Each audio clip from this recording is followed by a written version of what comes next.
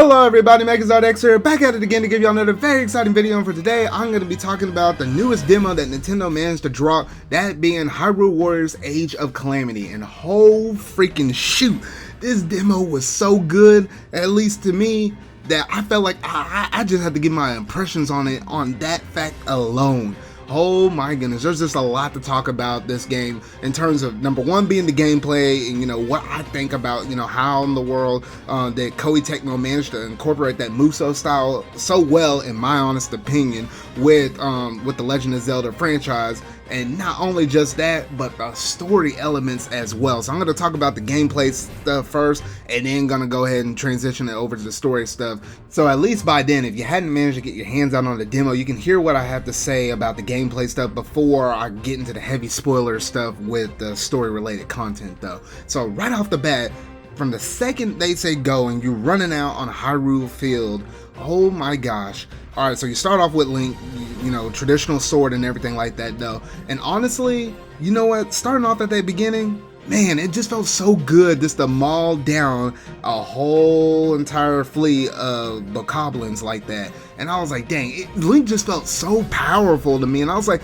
when you sit down and think about it, it makes you think like, wait a minute, if Link's able to just blow through all these bokoblins like that, and send them flying and stuff, it makes you think like, how the heck did Link and Zelda manage to lose this battle to Calamity Ganon 100 years ago, which led into our original Breath of the Wild though. But more thoughts on that a little later on with the story related stuff though. But honestly, you know what, from the sake of doing all the combos and stuff, I'm really liking the way how Koei Techmo has managed to incorporate its Dynasty Warriors formula within the Legend of Zelda the Breath of the Wild. Because normally, for the most part, I feel like most collaborations with Koei Techmo, if you go back and look at Fire Emblem Warriors, or shoot, even like the original Hyrule Warriors, it felt like it was Legend of Zelda or Fire Emblem stuff within the Dynasty Warriors formula. But this way, I feel like it's kind of in the reverse. Like, it feels like it's Dynasty Warriors put into Breath of the Wild.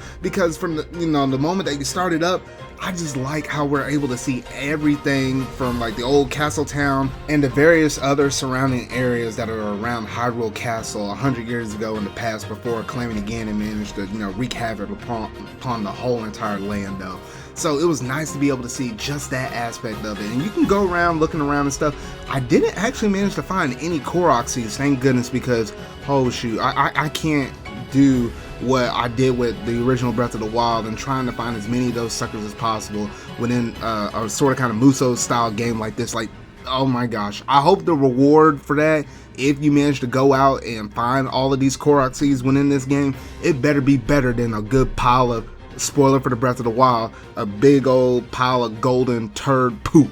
Like, man, you gotta do better than that though. But those thoughts aside though, really digging the combat though. And honestly, man, that combat though, obviously you have your light attacks, you have your heavy attacks, and you have your special attack. The special attack is kind of cool for Link though, but if you go back and look at the Tokyo Game Show footage, I think I like the special attack better with Link whenever he's actually using the hammer rather than the sword though. But honestly, out of, there's 3 different playable characters that you're going to be able to have access to in this demo, that being Link, Impa, and Zelda. Link and Impa you're going to be able to have access to within the first battle within Chapter 1, and then in the second battle of Chapter 1, then you're going to have access to Zelda though. But honestly, looking at Link's moveset, you have your traditional things, light attack, heavy attack, special whenever he basically takes his sword and does a full 360 around him, and that does it right there. I just really like the style of how it's like action adventure-ish in sort of kind of a way. Like, you have your traditional Breath of the Wild where you're kind of going out exploring, having all your free reign adventure stuff though.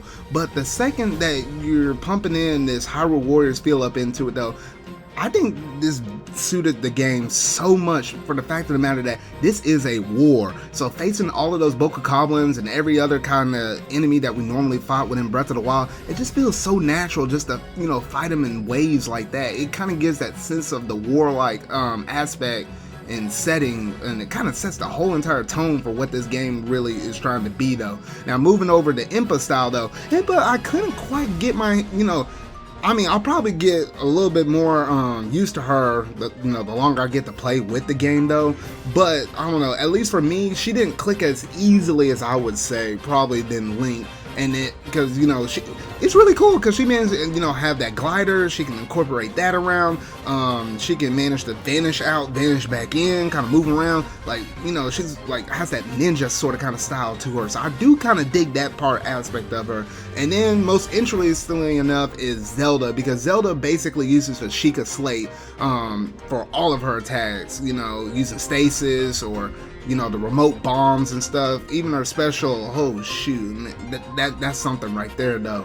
And Zelda is just really unique, like she ain't going in there with a sword, she ain't going in there with her fist, she's using that Sheikah Slate, so it just felt so unique and so fresh to be able to play as Zelda. And you can't honestly say that fairly often whenever you're saying, hey, a Legend of Zelda game, you're actually able to play as Zelda though, so that's always a treat in itself though. Now, those three characters aside, I gotta talk about something like the way how the gameplay actually played out, or how the game actually runs, because within that very first battle, you could see the frame rate kind of dropping down a little bit within certain areas, especially on at the very beginning of the game when you're rushing out against that herd of enemies that are coming right at the castle. Because I noticed those frames dropping. It was a little bit buggy, and I didn't kind of like the way how it kind of started off though. But after you get beyond that section, especially within the second main battle, it got a lot better. And then the frames being dropped, it wasn't as noticeable from that point moving forward though. So yeah, maybe they can get that patched out. Maybe that's just something within the demo, and then maybe we get like a day one patch whenever the game drops out though. So that's why I'm hoping for that Koei Techmo is able to kind of pull off though, because outside of that, they really got some things going for them within this game. Now I do want to talk about the thing that most people are sort of kind of iffy on the fence about, is because this is a Musou style game. I know personally with one of my friends, and then just in the general aspect, in the sense that most people don't like beat 'em ups or hack and slash and kill through wave after wave after wave. Personally, I don't even like that formula though. But the way how Hyrule Warriors Age of Calamity presents itself with the whole this is a war, so it kind of makes sense to go through and beat that many enemies up at one time and stuff. And then along with this game being canon and stuff, at least for me, those reasons alone is what's good enough for me, where I'm saying, I'm gonna pick this game up on day one and I'm gonna enjoy it. I know some people are probably still gonna iffy on it. Some people, it might have convinced them with this demo. Some people might have not convinced them though. But hey, I definitely recommend, if you hadn't already done so, make sure to play that demo, because that will give you kind of a good sense of whether or not this game is gonna be for you or not. And honestly, even if you don't think it might not be, it might be good enough to dip your foot up and dip your toe up in that water just a little bit, just a little tiny little kiss or something like that, because you never know what kind of genre games that you might be interested in. And if you just say, what, this gameplay ain't for me, yet for some reason the way how it looks, the way how they present the story and stuff, the way how Breath of the Wild is just incorporated within this openish but in a different style of method for the way how they're presenting this game, I mean, you never quite know until you get that full experience beyond what the demo is. I'm just saying, I'm just gonna put that out there though. But outside of that, other people probably just gonna watch the cutscenes and try to get as much prequel Breath of the Wild information out of this, and hopefully they might throw a teaser or an Easter egg within this game that will sort of kind of set things up for Breath of the Wild 2 though. Now I will say this about the second battle within this demo, is I find that one really interesting. Now I will say this, for that battle you have to fight a guardian, and with that guardian is OP. I heard of some people, interestingly enough, you can beat that guardian right off the bat. It might take a little bit of time, but it is possible to beat it without necessarily going through the rest of what whatever the second battle is supposed to present to you, where you're supposed to go to other guardians and reactivate them to shoot lasers back at that guardian, so that way you're able to weaken it just enough to where you're going to be able to defeat it yourself.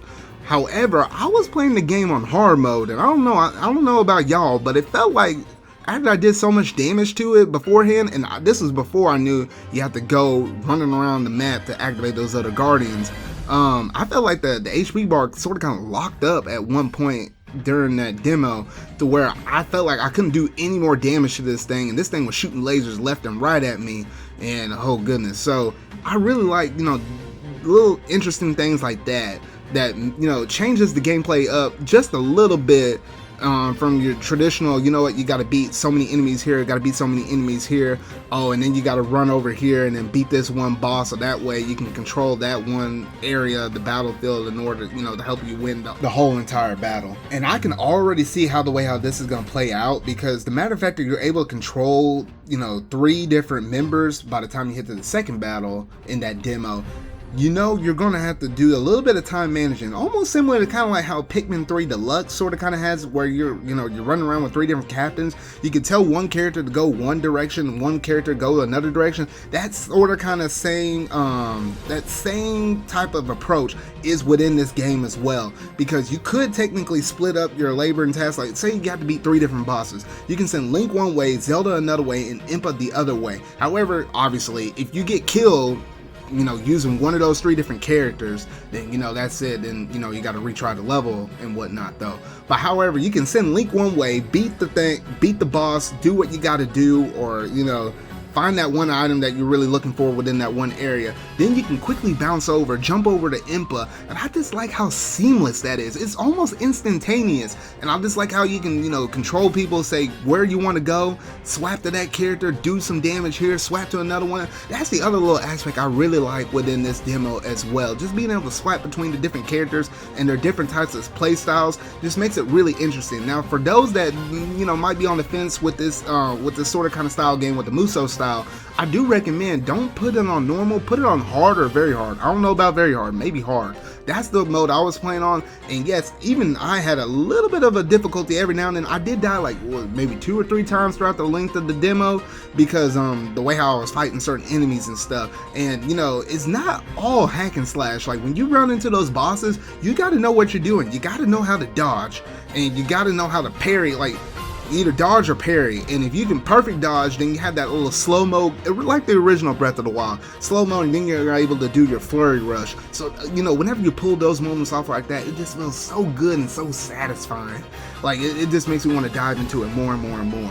Now, I'm pretty much done talking about what I think about the gameplay aspects within this demo though, but now I gotta talk about this story stuff, starting at the very beginning.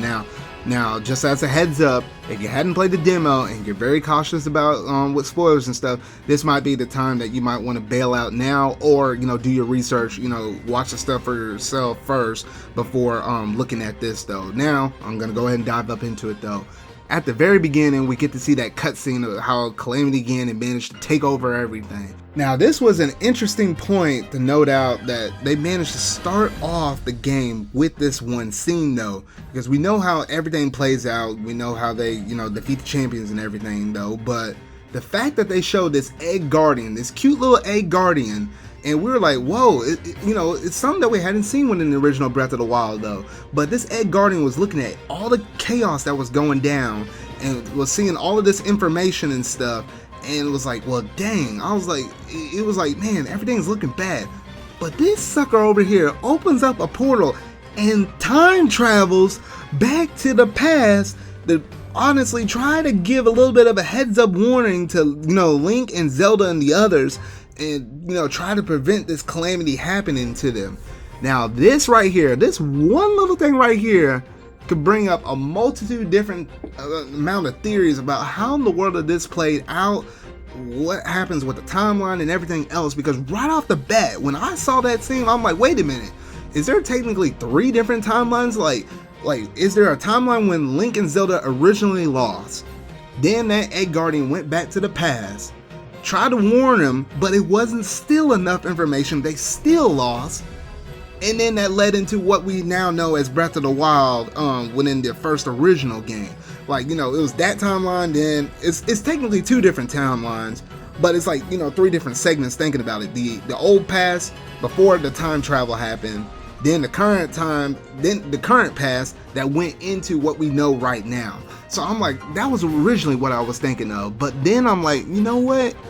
They might have just threw this up in there just to kind of keep you on edge, or it could be symbolic, because think about it, that egg guardian could be personally us as the players, because they can think about, you can think about it like this, that egg guardian represents us, which we know, we were seeing it through the egg guardian's eyes. We knew exactly what was going to happen. We knew we were going to lose.